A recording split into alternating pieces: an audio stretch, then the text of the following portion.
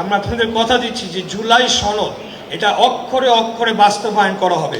জুলাই সনদের ব্যাপারে কিন্তু আমাদের কোনো ধরনের বিভ্রান্তি কেউ ছড়ালে সেটা জনগণ মেনে নেবে না।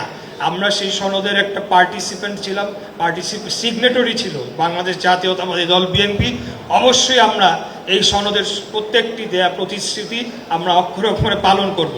যেই জায়গাটাতে আমাদের মতের পার্থক্য হয়েছে যে জুলাই আদেশ অর্থাৎ জুলাই সনদ আগে হয়েছে, সেটার আমরা সিগনেটরি ছিলাম, আর জুলাই আদেশ যখন পরবর্তীতে করা হয় সেটা কিন্তু নির্বাচনের বহু আগেই আমরা তখন থেকেই আমরা বলেছি আমাদের নোট অফ ডিসেন্ট আছে, কয়েকটি পয়েন্টে আমাদের আপত্তি রয়েছে। সেটি যেই দল নির্বাচিত হয়ে রাষ্ট্র পরিচালনার দায়িত্ব পাবে তারা তাদের মতো করে বাস্তবায়ন করবে, আমরা আমাদের মতো করে বাস্তবায়ন করব। কিন্তু জুলাই সনদ নিয়ে কিন্তু কোনো ধরনের বিভেদ বা বিভাজন সৃষ্টি করার যে চেষ্টা করলে সেটা মেনে নেওয়ার কোনো কারণ নাই।